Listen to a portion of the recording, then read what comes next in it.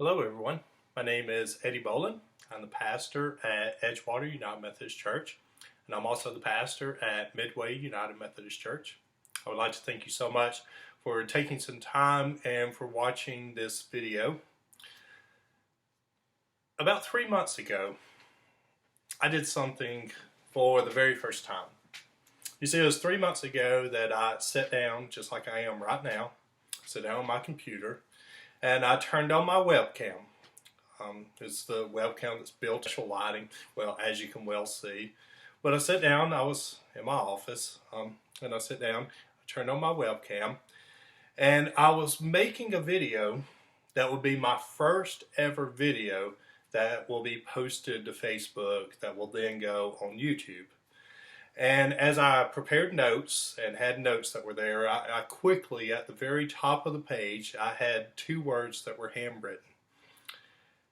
And those words were coronavirus and COVID-19. And as I said, this was 3 months ago. And I wrote down the words coronavirus and COVID-19 because I wanted to make sure that I got them right. How many of you are making sure that you get the words coronavirus and COVID-19 right? How many of you wish, how many of you hope that we could get to a place where we wouldn't have to use those words anymore? Well, like I said, on that first time, my first video, my first update, my first COVID-19, my first coronavirus update that I was making for the churches at Edgewater, for the churches at Midway, I wanted to make sure that I knew them. Wanted to make sure that I got them right. And people were already beginning to say that as I was trying to learn those words, coronavirus and COVID-19, some of the brightest, some of the smartest people that I know of, they were already saying that the world that we are going to walk into, the world that we are going to start experiencing, is a world that is going to be volatile. It's a world that is going to be filled with uncertainty. There's going to be complexity. There's going to be ambiguity all around us. And overnight, churches began to close, schools were closed, parks were closed, museums were closed, restaurants were closed, doctors' offices were closed, elective surgeries were put off, at least for a few months. And as we all quickly learned that in this volatile and in this uncertain world, as we closed, we began to adapt. We began to do online services. Restaurants began to put meal kits together. They upped what they were doing. Museums had virtual tours, and doctors' offices that had never imagined doing telehealth visits began to do them with people just like us. And you remember it. It was a time 3 months ago when we were trying to find toilet paper. It was a time when we were going down paper aisles in grocery stores and at Walmart and other places and recognizing not only was it toilet paper, there were no paper products. We couldn't find hand sanitizer. We couldn't even find Clorox wipes or anything like that. 3 months ago, coronavirus and COVID-19. And now as we stand together, as we come, we're in the middle of experiences of reopenings in our state, particularly in Jefferson County. We're in the midst of reopenings. And I want to ask you today, exactly where you are and in the midst of where all of us have been over these past few months, I want to ask you, are you ready to hear? And also that second thing, are you ready to respond to these ancient words that come to us out of the Hebrew Scriptures that say, sanctify for yourselves, for tomorrow the Lord will do wonders among you. Are you ready to hear those words? Are you ready to take a step and to respond to those words? You see, these words come from Joshua chapter 3, verse 5. These words, sanctify for yourselves, and for tomorrow the Lord will do wonders among you. And I want to ask you a simple question. Are you ready for what tomorrow will be? And as inspirational as these words are, just by themselves, I want to invite you into a story. Moses is a person in the Old Testament. It's a person that you probably have some that you're familiar with, I'm sure. Moses had an extraordinary encounter with God. Exodus chapter 3 tells us about that encounter. God says to Moses, he says, I have observed the misery of my people. I've heard their cry on account of their taskmasters. I know their sufferings and have come down to deliver them, bring them to a good and broad land, a land that is, you can fill in the blank, a land that is flowing with milk and honey. To Moses, God spoke those words. He says, you know what? I've heard the cries of my people, and I've come down to help them. And then Moses, in that encounter with the living God, says, you know what, God? I am ready for tomorrow. And Moses will then take these people, these slaves under Pharaoh. Moses will lead them from slavery under Pharaoh to people who are destined to their own land. A land where they will not only be free people, but they will have their own land where they can build homes, where they can build businesses, where they can start new lives together. And Joshua will be someone that is right at Moses, his right-hand man. Joshua will be the assistant to Moses, who will go with Moses, who will lead these people right alongside Moses. And in Joshua chapter 1, Joshua, a book that's in the Old Testament, a book that begins, Joshua chapter 1, begins in the Hebrew Scriptures in this way. After the death of Moses. And so, in this extraordinary vision and encounter that Moses has with God, and as these people are successfully delivered from slavery under Pharaoh, with Joshua and Moses leading the people saying, come on, let's go. We turn to a place in the Bible, Joshua chapter 1, that begins with these words that says, after the death of Moses. And Joshua will stand as God will again speak to Joshua and will say, are you ready for tomorrow? Are you ready to lead these people across to the other side, to this land that I have promised to them? And Joshua will stand before God and says, I am ready, God. I am ready for tomorrow.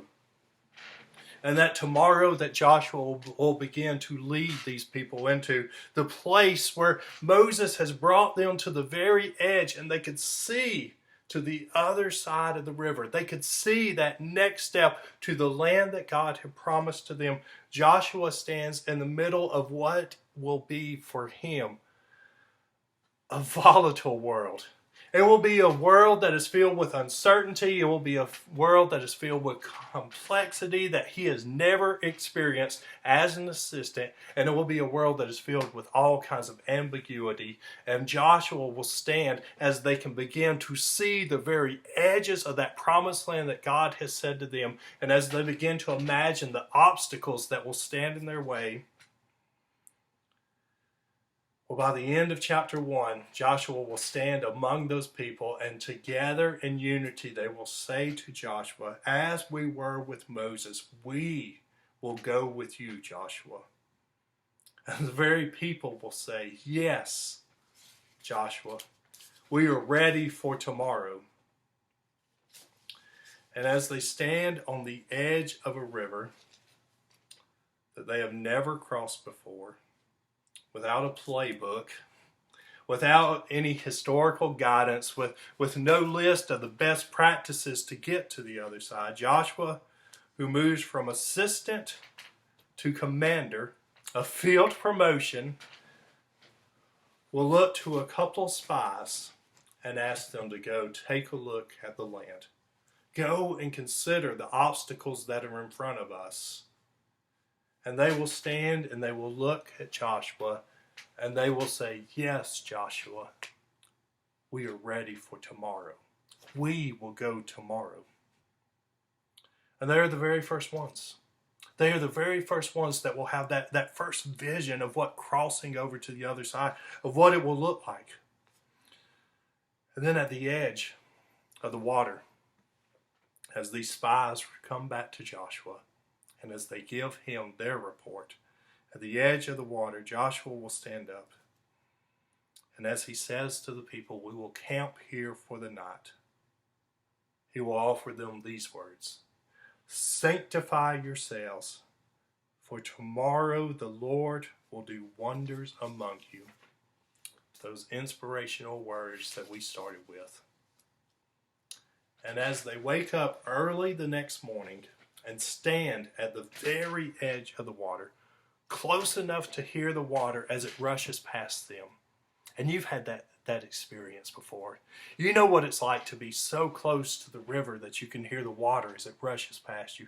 Close enough where you have to take off your socks.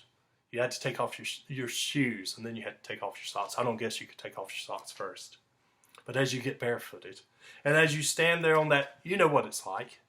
As you stand in that soft, that squishy sand that's right at the water's edge, you can begin to feel how the land changes just right under your feet as it goes from that firm, hard ground, then becomes a little bit softer, a little bit squishier, and that sand that starts to come, and the very ground starts to shift under their feet. And as they stand close enough to the water, as not only are they hearing it, not only do they start to smell the river, but as they stand and they start to feel those cold splashes, those cold drops of water as it comes across the top of their feet. They stand poised, ready to see the wonders of God that were going to happen right before their eyes. And they say to Joshua, they say, yes. And they say it in prayer. They say, yes, we are ready for tomorrow.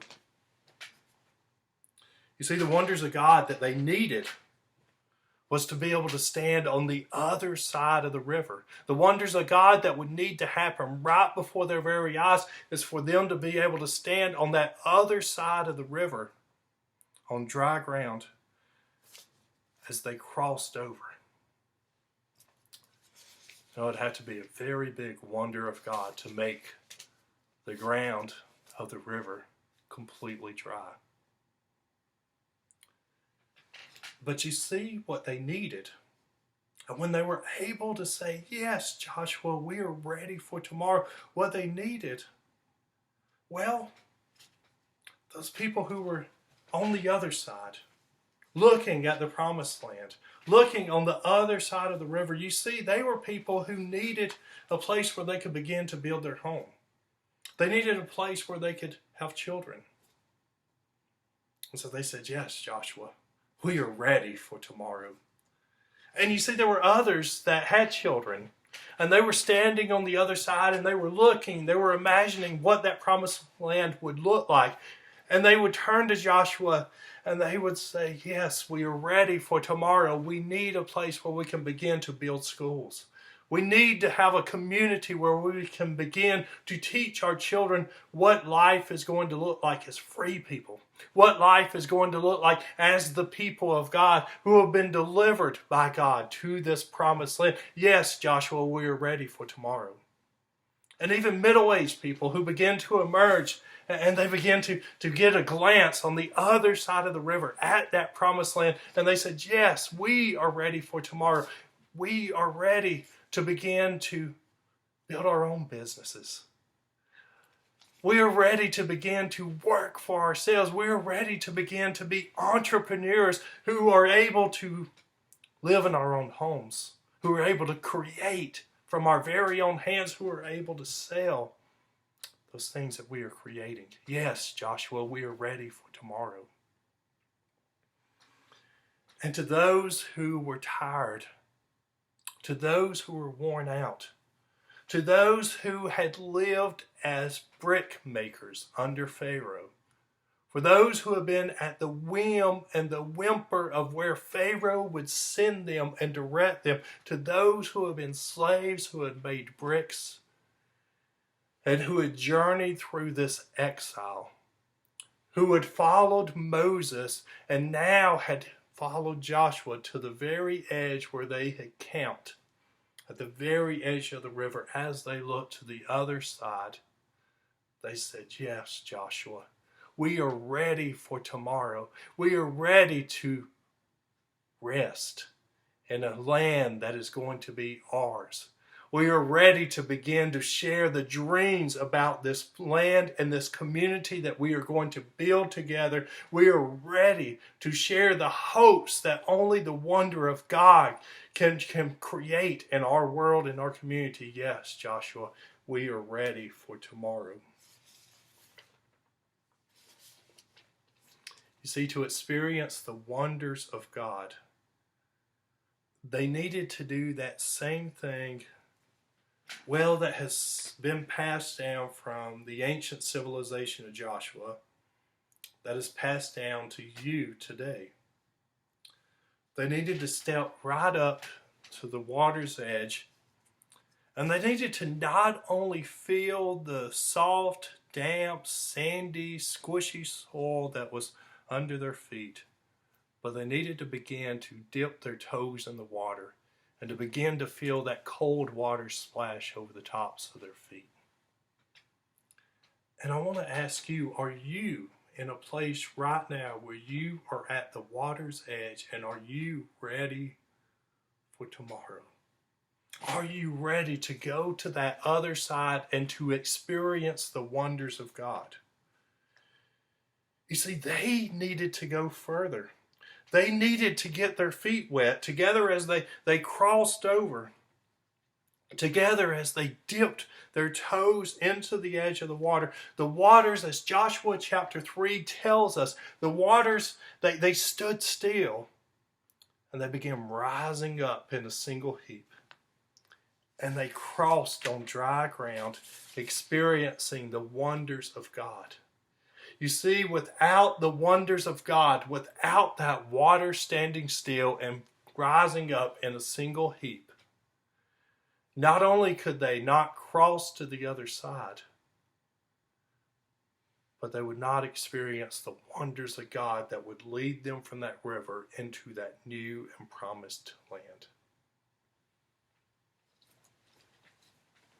And how relevant is that story for the time and the place that we all find ourselves in right now? As you have come to not only learn, but come to intimately know those words like coronavirus and COVID-19. As you have learned to practice, well, an almost second nature. As you have learned to practice social distancing, as you have learned to wear a face mask, as you have learned to be mindful of surfaces that other people have touched, surfaces like doorknobs, surfaces like tables, and objects like pens, all the surfaces, and as you have learned that every time you touch a surface like that, you have learned to wash your hands, to sanitize your hands, and as you have all learned, careful not to touch your eyes, your ears, your nose. Well, essentially, can't do any of that as I'm just doing it. But we've all learned you can't touch your face at all. And as we have went through months of doing this, as we have learned through these times of not touching our face, we stand on one side looking to that other side. And I want to ask you right now, exactly where you are, right now where you sit or where you stand, I want to ask you, are you ready for tomorrow? Because in tomorrow is where we are going to, as God's people, where we are going to begin to dip our toes into the water. And tomorrow is where we are going to begin phases of relaunching our in-person worship experiences. On Sunday, July 5th at 9:20 a.m. at Edgewater United Methodist Church, we will begin in-person worship services. And then on Sunday, July 5th at 10:45 a.m. at Midway United Methodist Church, we will begin in-person worship services. On Monday, I'm going to once again sit down at my computer. I'm going to turn on my webcam, and I'm going to make a video and give some updates. Because as we move toward July 5th, Sunday, July 5th, we will continue to watch day by day. We'll continue to watch and evaluate our plans for our in-person worship gatherings and our in-person worship experiences. So on Monday, I will give a video update on Monday, and then there will be other updates that will come throughout the week. But Sunday, July 5th, that is going to be at Edgewater United Methodist Church, and also at Midway United Methodist Church.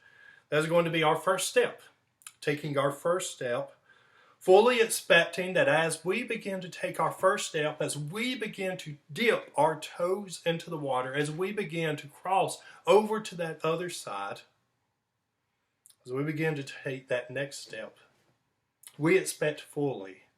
And I expect completely, in fact, that is what I'm praying for. We expect fully to experience the wonders of God as we move into phases of in-person worship services and in-person worship gatherings. There are worship services that, with the wonders of God present, there are worship services that will be truly life-changing. And I just want to ask you, are you ready for tomorrow? And are you ready to begin in your own mind and begin with your own friends? I want to ask you, are you